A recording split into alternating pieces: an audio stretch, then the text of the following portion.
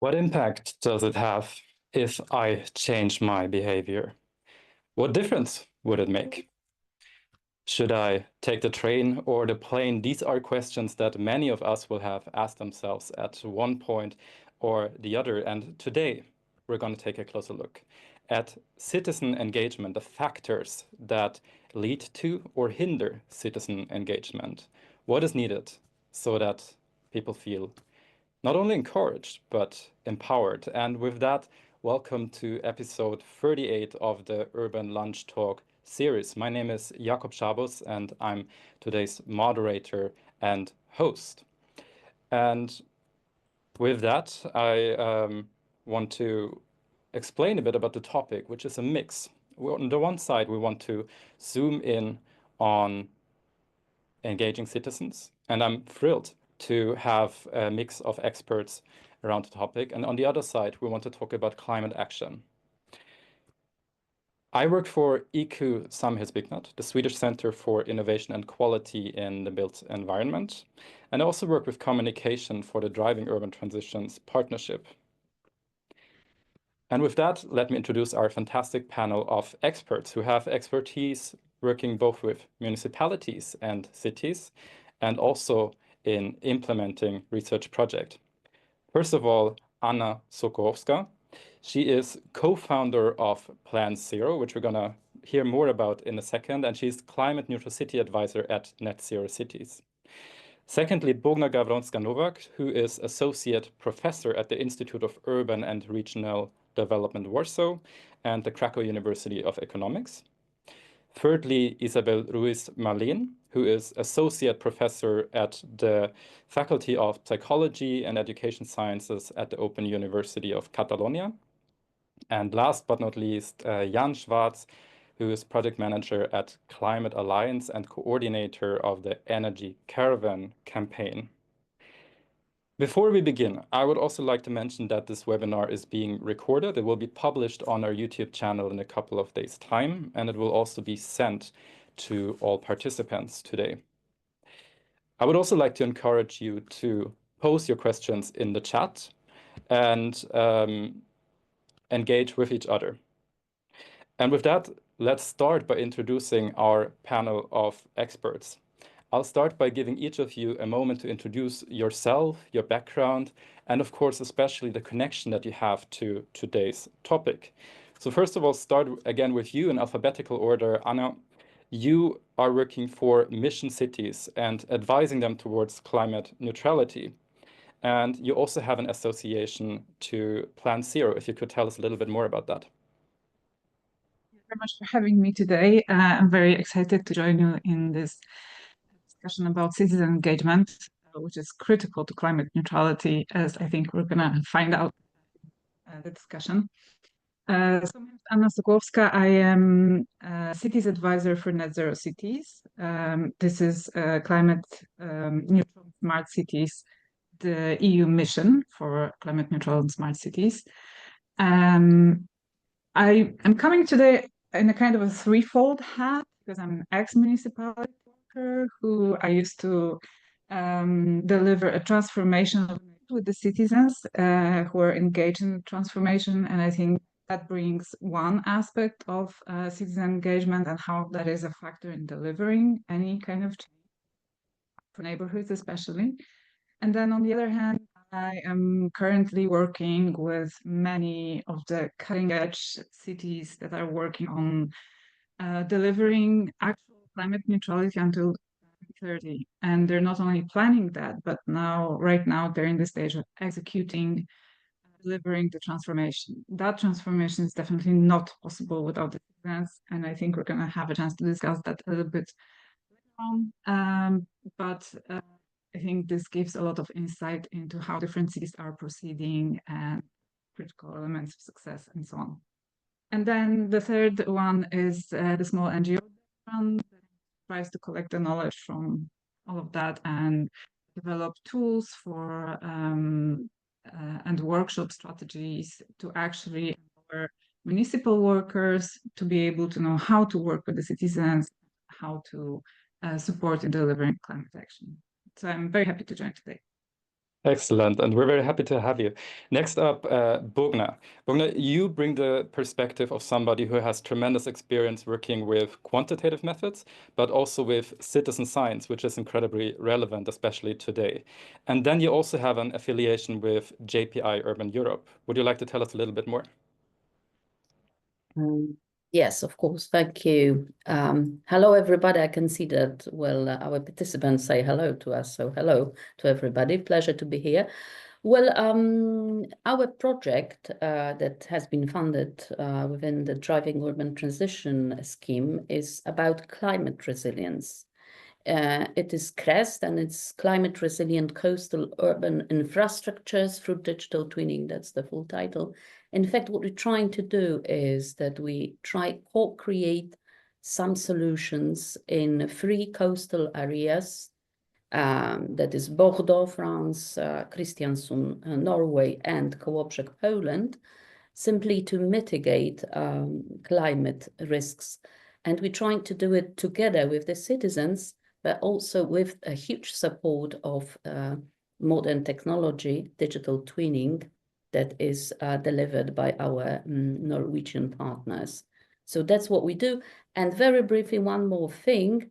Indeed, I am data scientist, and I used to be kind of, I would say, researcher, really closed in the ivory tower. I wanted to stress it out because talking about transformation and driving urban transformation or transition, I am part of it literally because I became enthusiast of citizen science. I'm also Polish ambassador of the European Citizen Science Project by EXA.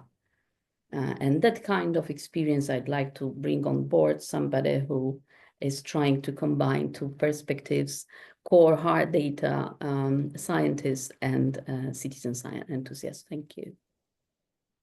Excellent, and really looking forward to having that this mixture of enthusiasm and expertise on board today.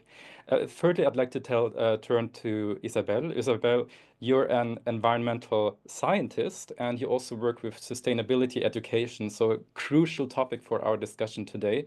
And as Bogna, you have an affiliation with JPI Urban Europe. Would you like to tell us a little bit more?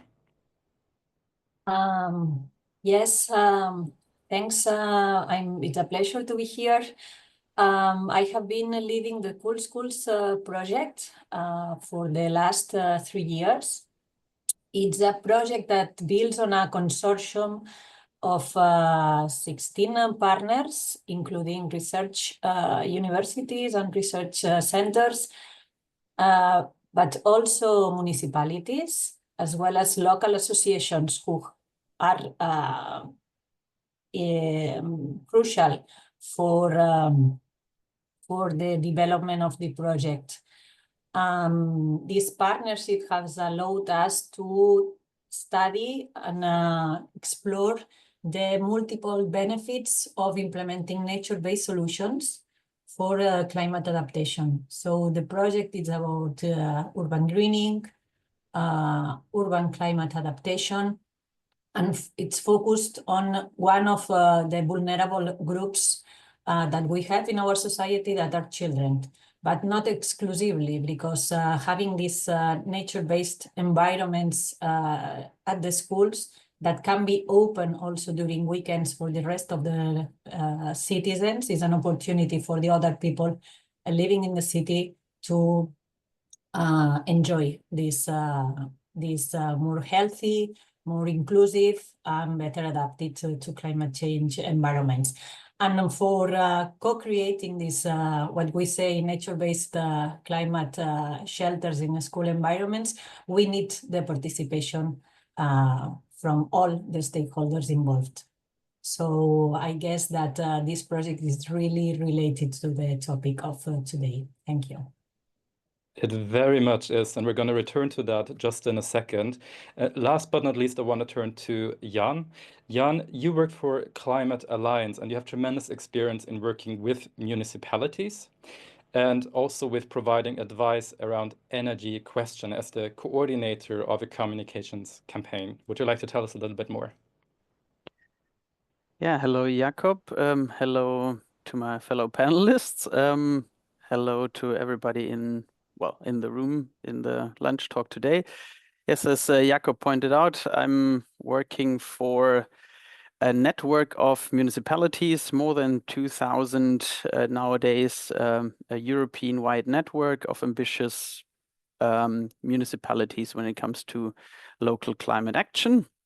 Climate Alliance is I think the only city network that has such a partnership as we do with the indigenous peoples of the Amazon, which makes us, somewhat special, but also fairly well connected to, let's say, all our common roots, the environmental aspects.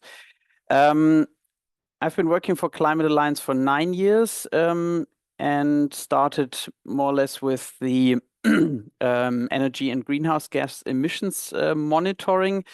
But for a couple of years now, I've more and more come into the role of coordinating the so-called Energy Caravan campaign, which is a communications campaign that we train municipalities on to then meaningfully engage with their citizens on a neighborhood level.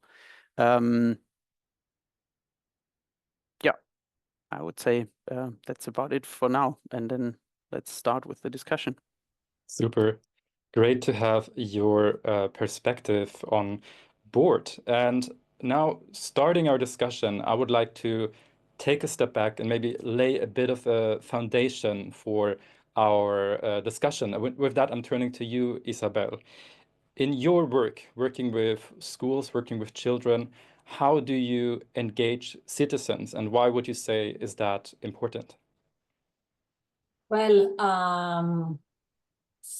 from a researcher point of view, I'm doing research on social and environmental sciences with the goal of improving the place where we live.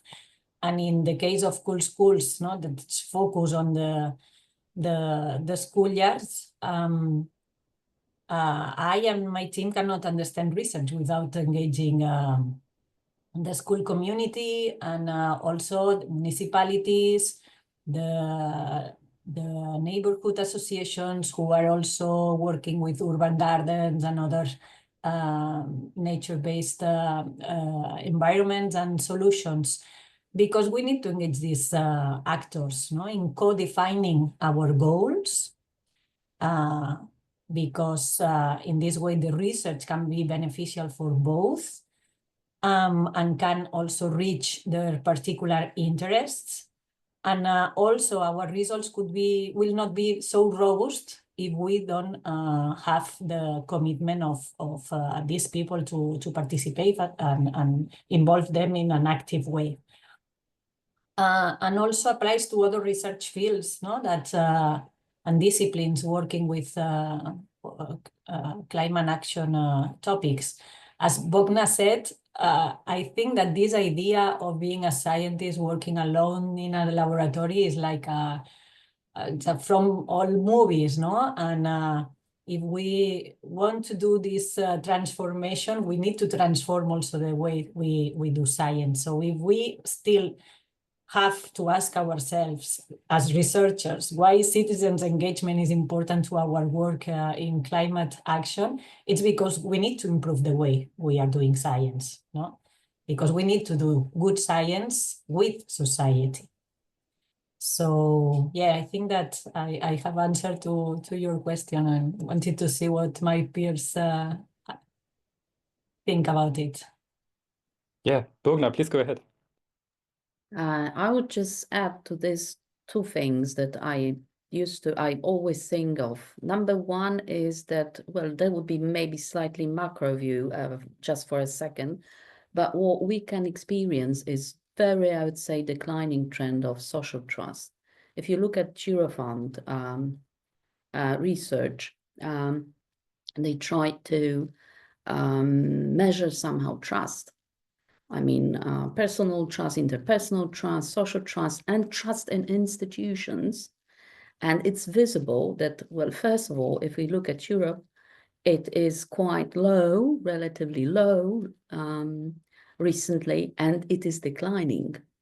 So I cannot come up with any other idea from my researcher perspective how to change it rather than, you know, going for co-creation, engagement, and so on. And number two, what I want to say from now perspective of doing research in my project, which is all about resilience.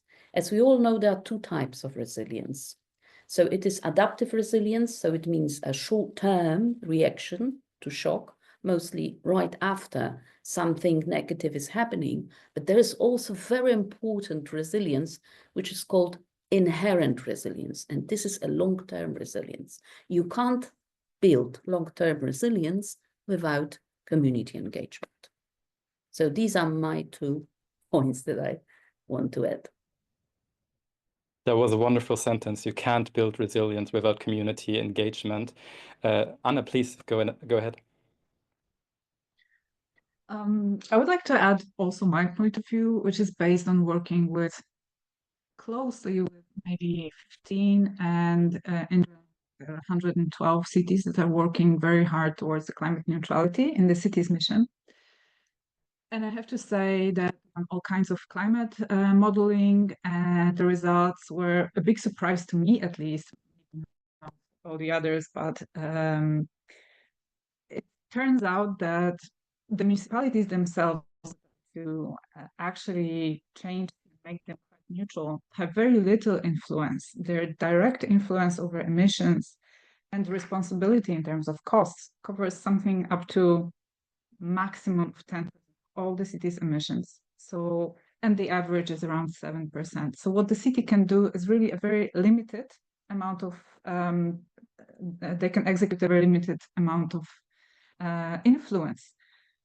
And the rest is in the hands of the private sector and the citizens. So the citizens are really, truly critical to climate neutrality. And it is through their daily choices, also through awareness and just their willingness to do that. And it's very hard to imagine people doing it just because they feel like, or just because they think it's good, or if they had a chance to think about it because they care. I think it's very to expect everyone to just take it because they work hard. I think it doesn't work that way. So there is a big role for the municipalities to play in order to, first of all, spread awareness, support networks and systems for the people to feel that they actually matter, that actions matter, that this is important. And very honestly, without the citizens, climate neutrality simply won't happen. So it's really a critical element. And even elements as easy as like switching from a car, public transport, which seems to us very easy, as experts, very easy to do. And in, you know, all the modeling, it's easy. You just switch 5% using cars, 10% using, you know, public transport. But in order for that to happen, there's the reality that has to happen. So people actually change their minds and have to actually change the mode of transport. And there's what we can do around that. There are some very good examples on how to support citizens. I don't think we can influence them, just build up. And before we go into how we can do it, I wanted to ask all of you. Now, Bogna, you've said there's decreasing levels of trust, and Isabel, you've sort of given us a call that we can't sit on our own and we have to be proactive, we have to go out to people. In your experience, all of you, is there a disconnect between citizens and those implementing climate, say, research projects and so on? Do we have to be more proactive there? Are citizens always aware of this drastic need that you have now formulated, Ania? Jan, I saw you had your hand up. Well, with due to my work and the work experience with the energy caravan, we usually get the feedback that out of the target group we address in the neighborhood through the energy caravan, there's like 80 to 90% of the homeowners that reside there. They actually haven't heard about, let's say, energy consultation, which is the thing that an energy caravan delivers, let's say, to the people free of charge, covered by and organized by the municipality. So let's say 80 to 90% of the people do not know that they can become active, that they can become part of their municipal climate action activities. So what we know from our work is, and that has been proven itself over and over again, information is key. The question is how to deliver this kind of information. And that's where I wanted to second Isabel, that we have to be proactive. We have to address people directly. We cannot wait, and we definitely cannot wait any longer for people to become aware themselves. We have to showcase it. And through my work, we showcase, let's say, energy efficiency topics, energy poverty topics. We showcase energy provision topics through solar PV installation, but also maybe even to the extent of adding an electric vehicle to a household, but in a person's home, at home, where people actually live. So they don't go anywhere. People come, consultants come to their place and help them, inform them, tell them about financing aspects, potential, what their home can actually become to become then, let's say, inherently resilient to the future climate challenges. And that already goes also into reducing barriers, which we definitely need to talk about today. Isabel, please go ahead. Yeah, I agree with Jan that there is this information that's not arriving properly to citizens. But from our experience working with schools, I would say that there are children are very concerned. They are very active in their schools. Sometimes are even parents and some teachers who are not so willing to engage in these climate action activities because they require time, they are not recognized for it. They have, different backgrounds that are also, let's say, deterring from being engaged. So it's not only a question of willing, but of capacity affected by the conditions of their context. And I would say that then when they grow up and they realize that it's not only about them, no, that they have been doing a lot for their environment, but then they realized that there are enterprises, governments, etc., that enter into equation, then there is this reaction from part of young people saying, okay, so it not depends on me. I will disconnect from all this stuff because it's not my business, no? And from an educational perspective, this is what we should put more effort, no? Keeping this motivation, this power, no? That we allow to engage with children, but then we lose in the next years. And I think that it's also changing about the perspective of individualism. So it's your behavior that will change the world. Okay, part of it, but from a critical perspective, you need to understand the whole context, and you need to understand that you can also work against, no, this whole context in a collective way, so that there are associations. And again, we go to Jan's point on information about how to contribute in the society.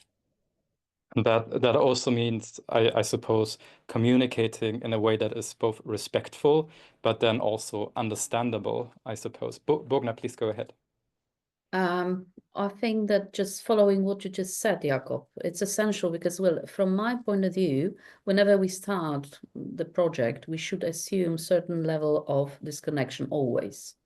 I mean, because you have various, level of knowledge, various, if you try to reach out to various stakeholders, they're very different in the way they think, they act, the background that they have, right? So I think it's really essential to diagnose that. So what I'm trying to say is that I'm okay with this assumption that there is always, that it is unavoidable, in fact, to have certain disconnection, which is all about knowledge gap, information asymmetry, and so on.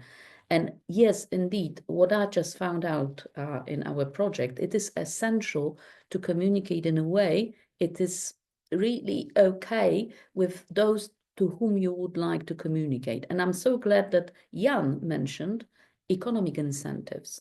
I believe that economic incentives and the whole system of economic incentives, and talking about economic incentives, making people aware about it, that is really very helpful in, I would say, changing kind of attitude and making people more aware. Well, I'm economist, so in a natural way, I want to point it out. But objectively, one more thing is that when we talk about, for example, reaching out to vulnerable groups, right?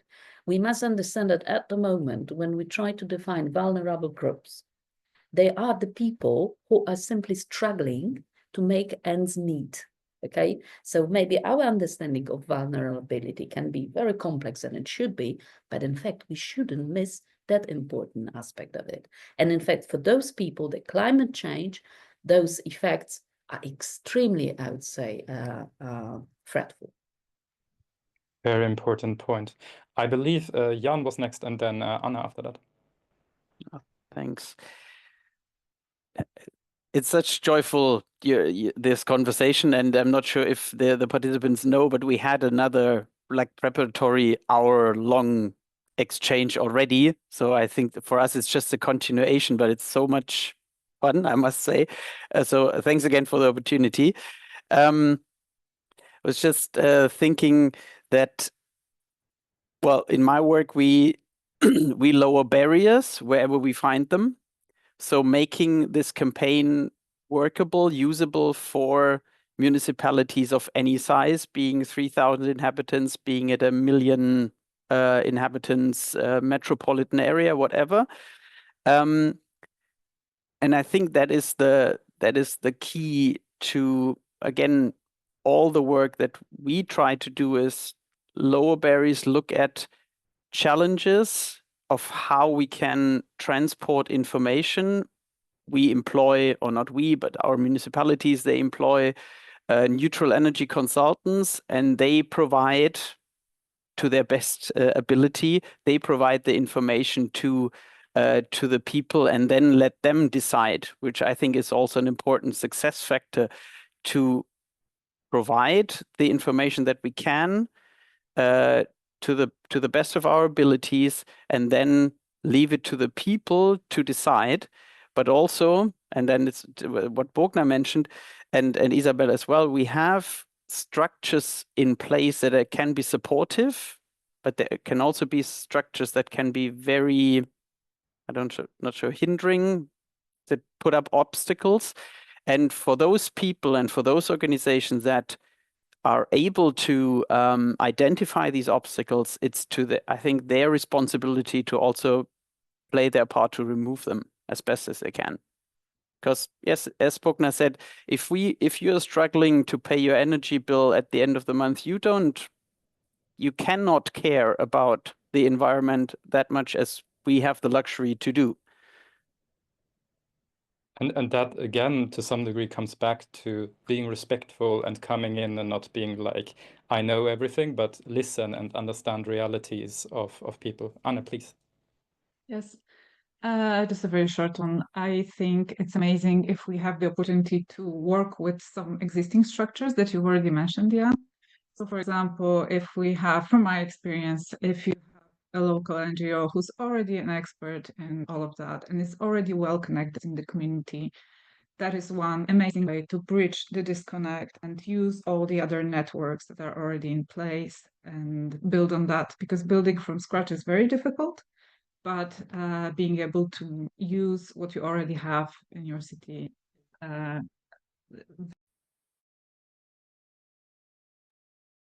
Absolutely. One point I wanted to raise with all of you was how do we understand successful engagement? How do we even want to measure that? Is that something that should be understood as a quantitative thing, as a qualitative thing? If something leaves a long-lasting impact, do you have any experiences on, say, do's and don'ts in a way? Well, from my point of view and from my work, the more houses get a deep renovation, let's say, the better it is, because they reduce energy consumption, people reduce their energy bills, people, well, the houses or our dwellings, they emit less greenhouse gas emissions. So good when it comes to climate action. So I can kind of, or we can kind of monitor that development, monitor the success. Energy Caravan success rate is like 25% consultation rate. So we usually count in 400 homes addressed, 100 consultations to 150 take place, and then 60% out of these 100 to 150 houses get a deep renovation after that, just because there's so much information, so much flow of information, that consultation that takes place in people's homes. And that is, from my perspective, successful citizen engagement. They become agents of change. People, homeowners become agents of change. They take matters in their own hand. They feel empowered because there are structures available that help them through the process. But there's also, at least in a German context, there's funding available. We know from colleagues in Luxembourg, whereas there's even more funding available, but this is, again, a luxury situation. And I'm not sure how it is in other countries, and I hope it's the same, but I don't know. For me, that is, in short, that is successful citizen engagement. If I provide information, or let's say I do a press release to think I inform anyone, that's not successful engagement on the other hand. Yeah, that's interesting, because in a way you say I can measure this very much quantitatively in numbers and so on, but then at the same time I wouldn't get anywhere if I wouldn't listen, if I wouldn't have an interactive process and so on. So that is also a key part of the success in the end. Bogna, please. Yes, my black heart of economists shouts measure. But the truth is, I realize that, well, of course, I mean, numbers, they give us kind of reference, and it's critical, it's important, because, well, now I know that for Poland, I should, if I gain, let's say, 20% of population of community engaged, then it's an amazing success, right? If I have it for, let's say, Norwegian city, that would be very disappointing, because, well, I must understand that cultural differences that, well, allows me to define, well, what should I expect, and numbers give it to me. But on the other hand, numbers without quality, understanding what, what lays behind it, well, it doesn't make sense. So I would say both. Yeah, measuring, well, and those participation rates, the number of people engaged, well, an ideal word connected to what does it mean? And I think that the definition of engagement can be really broad, because it depends what you want to achieve. One quick reference to my project again. We are trying to show that technology can be useful for people, right? So people that we try to make engage and being part of our project, some of them, they have very high competences. I mean, well, I don't want to sound in a way that I am maybe trying to treat elder people as though that incapable, but these are facts that they're less fluent in that. Yeah. So, for example, young people, my students, well, students or simply young people, they're doing quite fine with this.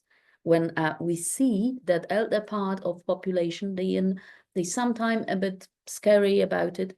Well, so I tried to say that for a successful engagement, understood as a using digital twinning somehow, the data that we try, to show and make it, okay, somehow reachable and clear to people. Well, the success depends slightly on whom you would like to engage, right?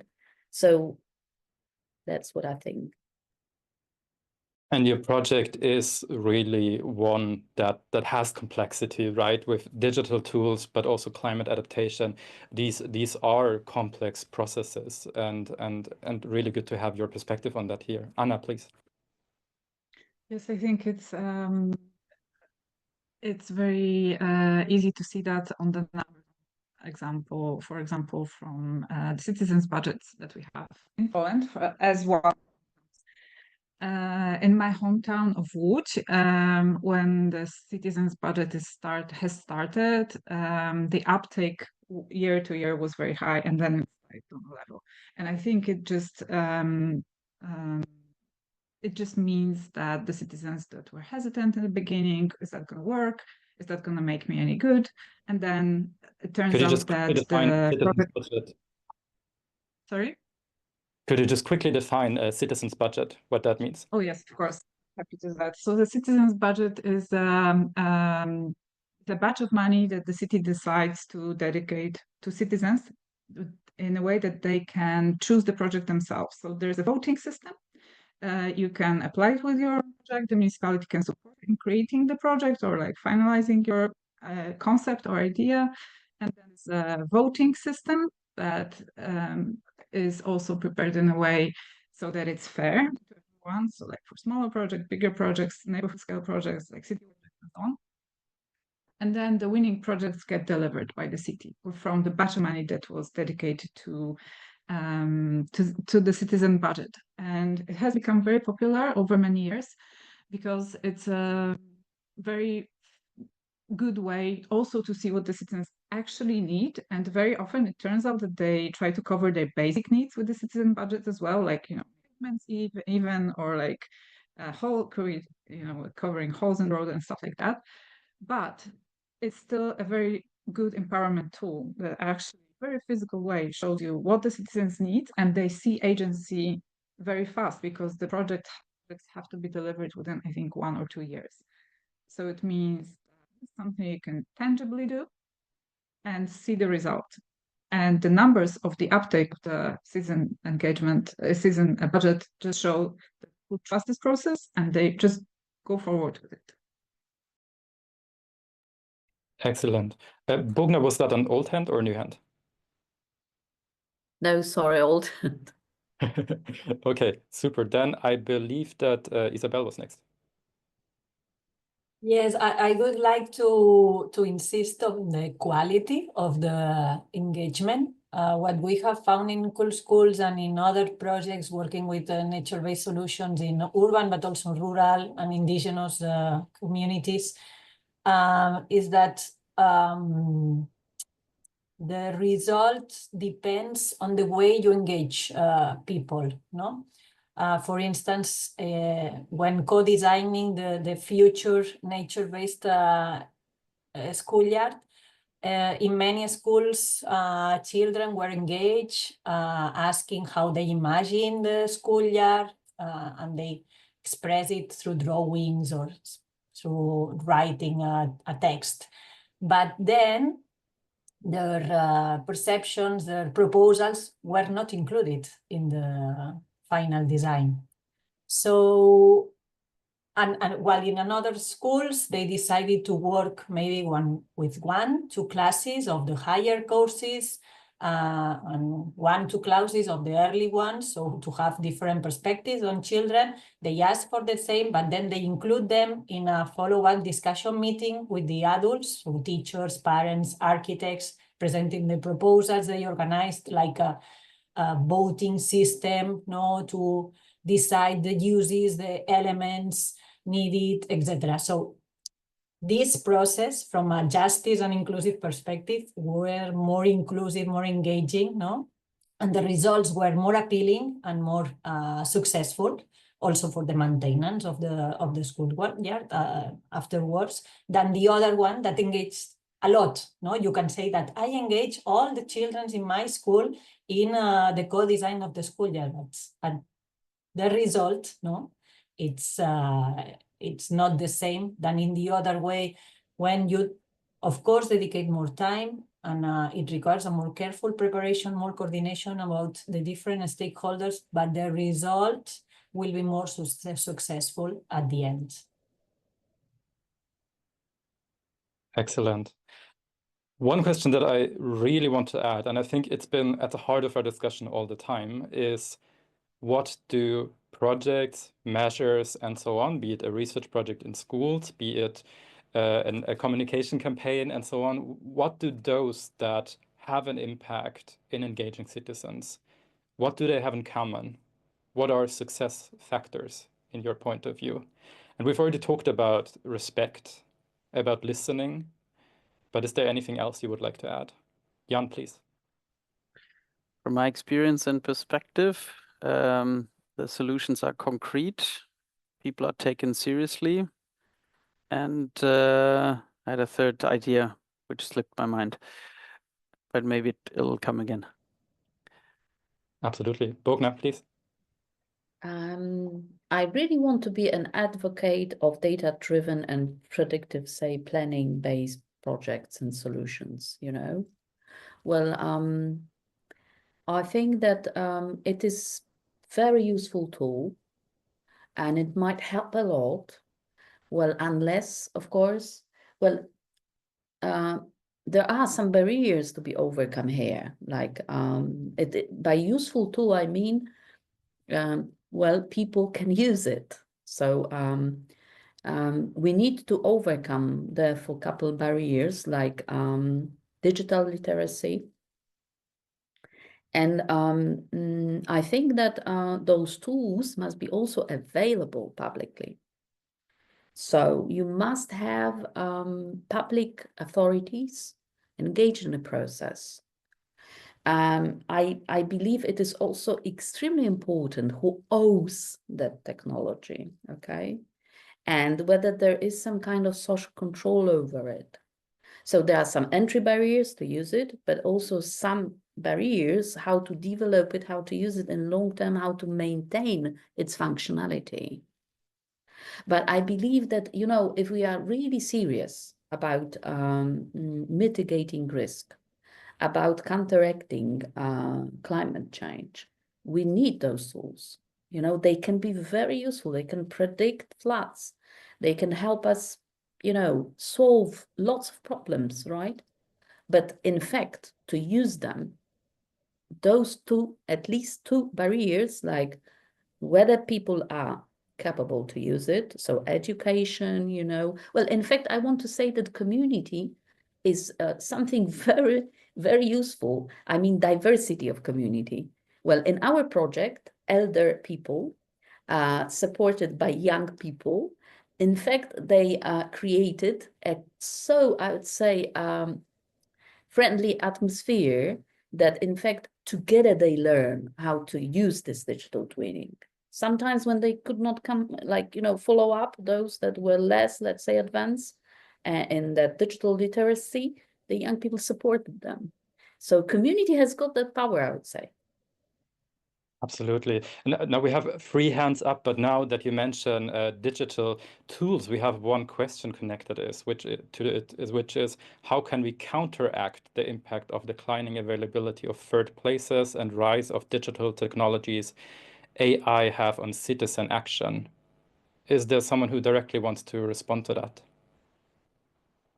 I might try just to repeat that from my perspective is that it is critical that that technology can be, as I said before, owned by public authorities, and that there is some kind of mechanism, even imposed, maybe, I don't know,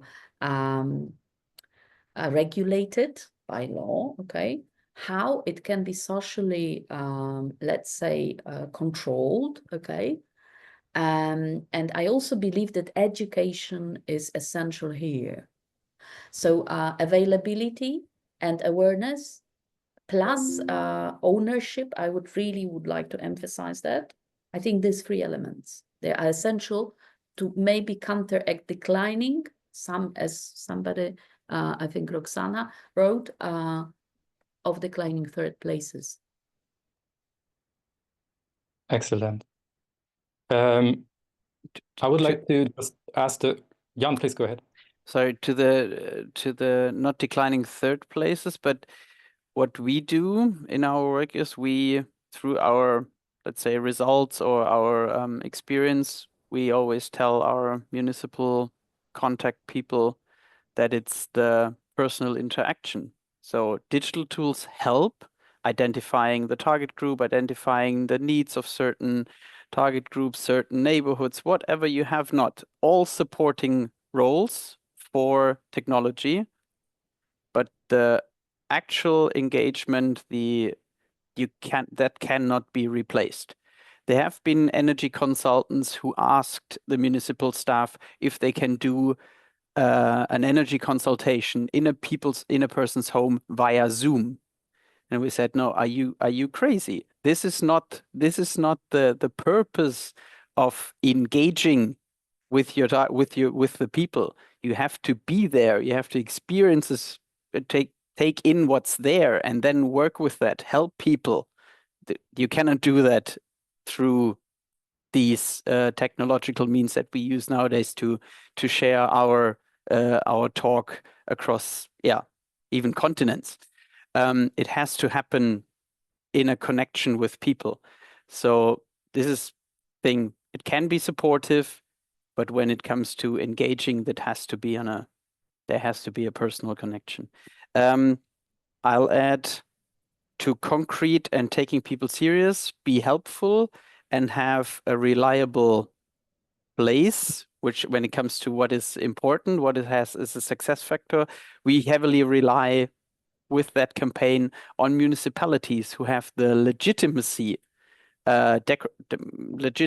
by people to care for their citizens. So I have 4 elements of successful engagement. And Bogna, support for you. Climate Alliance is also a provider of digital tools, usually initially funded by public money. And I would rather have this, let's say, owned by the public and not owned by, even be it a non-profit organization like Climate Alliances. I would rather have these platforms, these tools publicly owned and overseen in a democratic, let's say, in our society. Yeah. Excellent. Anna and Isabel, I see your hands, but I would like to, and you're most welcome to respond, but I'd like to just turn to questions we have in the chat.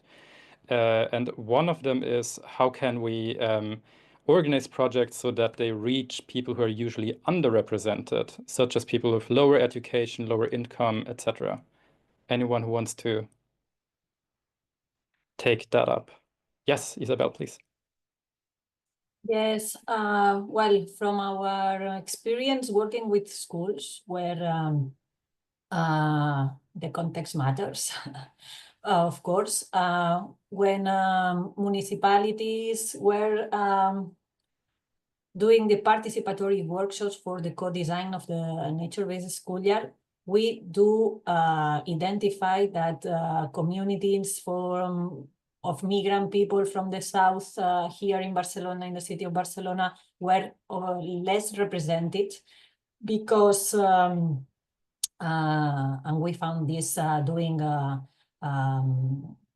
field work and qualitative research, because the workshops were organized during the school hours, and many people was working during these hours.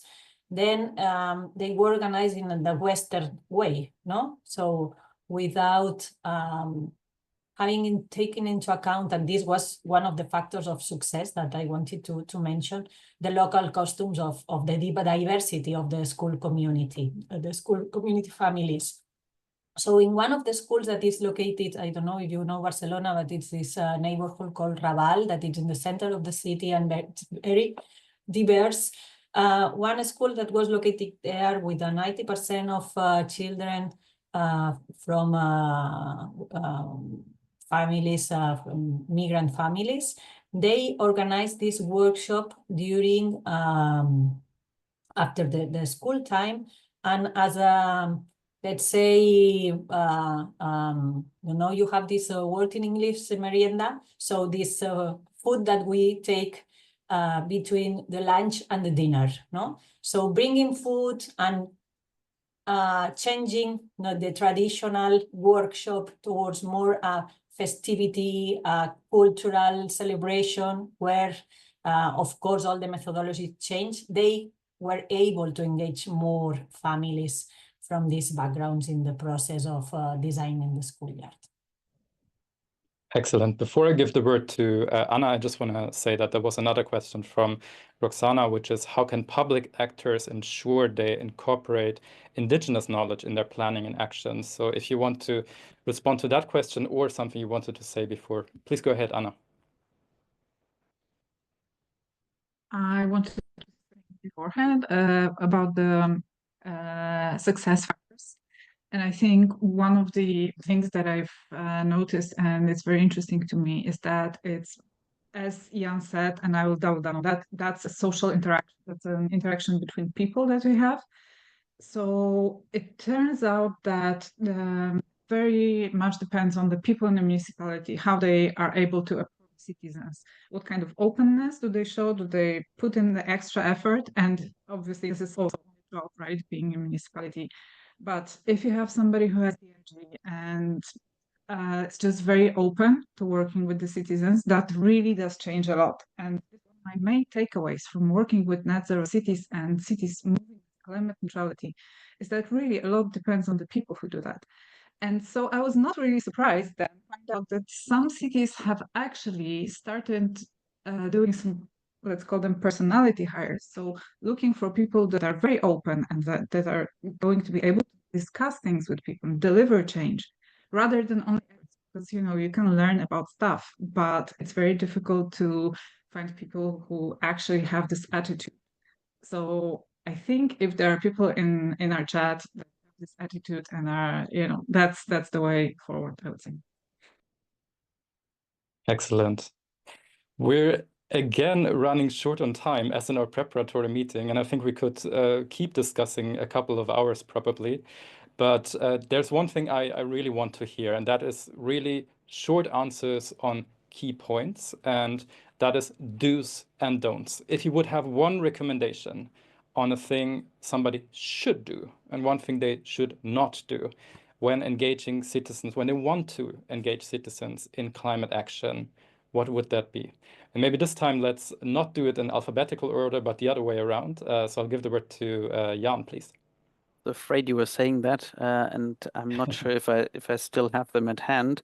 No, the do's, be helpful, because that actually creates the engagement and also the motivation for others to engage with you and change, become an agent of change. And the don'ts, well, I would coin it differently. I would say try to be at eye level as much as possible. Try to take your counterpart seriously and don't push stuff on people. Yeah. People don't like that. No, they don't. Isabel, please go ahead. Yeah, the do's, I would say that take time to build trust, and so, and also to establish a very trustful relationship, so people can be the owner of the project, no, and or the action, the program, the intervention. And the don'ts, as Jan, I think that don't put all the weight on the people's shoulders. No, we have this expression in Spanish. It's like that.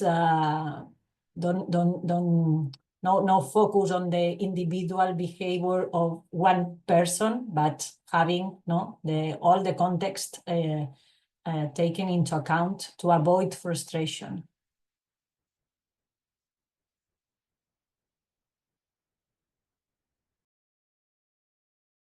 You are muted, Jakob. Thank you so much. Bogna, please, Yuria. Well, it's a hard choice, but I would say if I'm just, need to limit myself to two things. So do not underestimate the significance of local environment. I mean, understanding local context, understanding local community is essential. So, in fact, Isabel has taken my do, because I totally agree. So I'll repeat, do take proper time. Time is essential here. I think we're all short of time, but if you do not do things in a proper way, you will fail, definitely. So. Yeah, and it's always hard to be at the latter point in do's and don'ts. So feel absolute free to re-emphasize things that other panelists have said. And with that, Anna, please go ahead. Yes, I would say with the rising wave of climate deniers and people who are against any climate action, I would say don't assume you do understand them well, first of all. So that would be my don't. But then I would say, please do invest in the people that are deliver any social interactions with between the municipality or any other entity and the citizens, because you can support them. You can support this process so much more by having experts in education. You can teach them how to speak to climate deniers, how to discuss climate change, how to understand better the co-benefits and the better future you might be creating, rather than focus only on things like emissions and technical aspects. So definitely the ones that are in the middle is also one big thing. Wonderful. So there is a limited role that AI can play. It is important, it is useful, but it can't be everything. Be respectful, listen and explain on eye-to-eye level, and take time. Don't rush it. It will pay off to take time. These are just some of the takeaways that I have from today, from this excellent discussion. Thank you so much, all of you. In a few days' time, you're going to find the recording of this webinar on YouTube, and we're also going to send it out to everyone who's been here today.